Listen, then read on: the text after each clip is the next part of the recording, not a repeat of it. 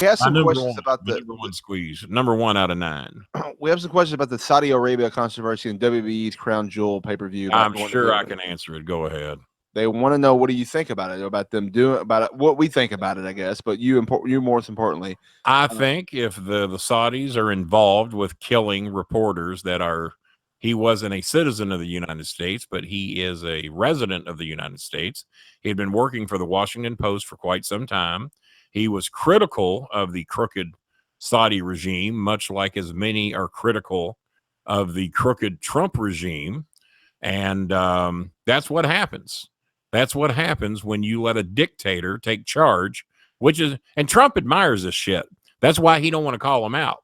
That's why he kisses the ass of all the fucking dictators and then pisses off our allies, pisses off Mexico, pisses off Canada, pisses off Europe, pisses off Australia. All the people that have our backs, he pisses them off. And he blows every fucking one of the goddamn communists. Name me a communist he doesn't blow. Please, God, name me one. He won't talk shit about Kim Jong since he called him Little Rocket Man. He won't say a fucking bad word about Putin, but apparently Putin is threatening to release the PP tapes, and Trump's getting pissed, well, literally pissed over that. The PP tapes? Oh, my God. Do you ever watch the news? I don't. And I ain't talking about Fox News either, which I watch them all. I watch Fox. You watch Fox News? Of course I do. And you know why? Why? That way I hear what those dumb fucks are thinking too. And what their spin is and what they're trying to tell people. And the only reason they're number one, and please understand this, the mainstream media, and listen to how we're dividing the pie here. ABC, CBS, NBC, even the BBC, PBS, MSNBC, CNN, I think I got them all. ABC, NBC, CBS, and then the various news networks are all dividing the middle and the left. The people that lean middle or left, which I'm an independent, and they're all dividing that piece of the pie. But there's only one news source out there that's on television that doesn't even have a network news show. You got to go cable to get them. There is no Fox Evening News at 6:30, apparently because the ratings would be through the shits. So they have to focus all their viewers on one cable channel so that 30% of America who buys that shit watches Fox News. And another reason I watch Fox News is because they have two reporters there, Chris Wallace and Shepard Smith, who actually report news, who actually call a spade, call a bird, and they call shit out on Trump all the time.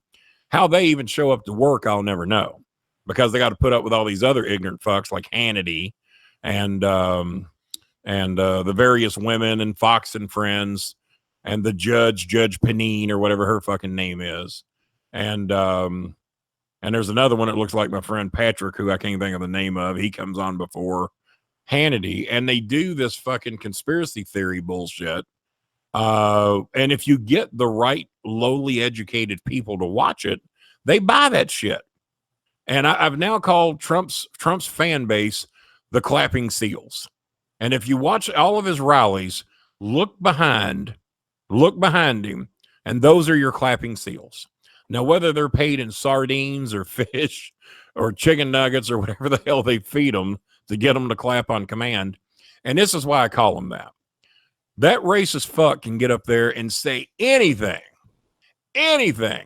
I'm gonna kill a baby tonight. They will clap. Or. They do the seal clap. Wait, are you paying attention to me, son? I am paying attention. You better be fucking paying attention. You look like you're doing your goddamn taxes, and I know that ain't right. I'm paying attention. So those seals will clap for any fucking thing he says. I've never seen anything like it. A seal will do what it's taught to do through repetitiveness. And that's what Trump has done. If he says something over and over and over again, they start to believe it. They start to think it's true.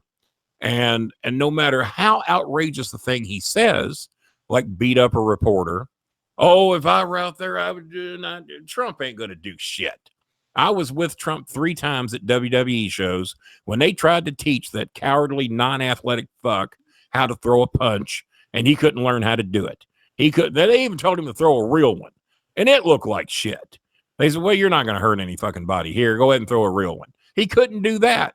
So then they tried to teach him how to throw a clothesline. And you saw that. That was a fucking disaster. Yeah. That non-athletic fuck can't do shit. And then he stands up there and acts like he's going to fight somebody. I'll pay your fucking attorney. You got me going on this. This is all your fault. I didn't mean to. Well, you did. But they're SEALs, man. They're SEALs. And if you're going to stand there and clap it no matter what the fuck he says, and if you ain't got the guts inside of you, such as me as an independent, or if you're a Democrat, to at least stand up and say, no, man, that's fucking stupid. No, you can't go buddying up with our fucking allies who kill people, like Kim Jong-un, like Putin, and like the Saudis. They fucking are on record for killing people. Now, whether China's killing anybody or not, I'm not sure. I wouldn't doubt it. That's what fucking dictators do. And that's what Trump wants to be. He is so dying to eliminate term limits. He wants to be the president for life and kill anybody that fucking disagrees with him. And don't tell me he don't. Because I guarantee you, if CNN blew up today, you wouldn't see a tear in Trump's eye. If MSNBC blew up, if CBS was 60 Minutes is about the closest thing he trusts on the left or middle side of media, CBS, and even they know he's fucking full of shit and they call him out on it. And that's why if you ever see him do an interview, he sits down with Fox. So I didn't mean to give you quite this much political shit like Cornette does, but I wasn't political till that stupid motherfucker got put in office. Bush was an idiot, but he was an idiot that wasn't going to get us obliterated off the goddamn map. I don't mind Republicans for say. That's why I'm independent. That's why I liked the guy that just passed away, McCain. There are some good Republicans out there, but they're fading away because they want their jobs. And if they fade away from the guy teaching the SEALs when to clap and when to bark, they lose their jobs because 30% of the people are running the fucking country right now because it's all dominant. That's all there is on the right. And then you got your Breitbart magazine. You got your Alex Jones out there barking his shit that Trump loved. And if you try to tell me Alex Jones ain't a mental fucking delinquent who's just a mental fuck trying to get us all killed, then I don't know what to do for you. And it's got, I don't hate Republicans that do that. I don't want to fight them. I don't want to hurt them.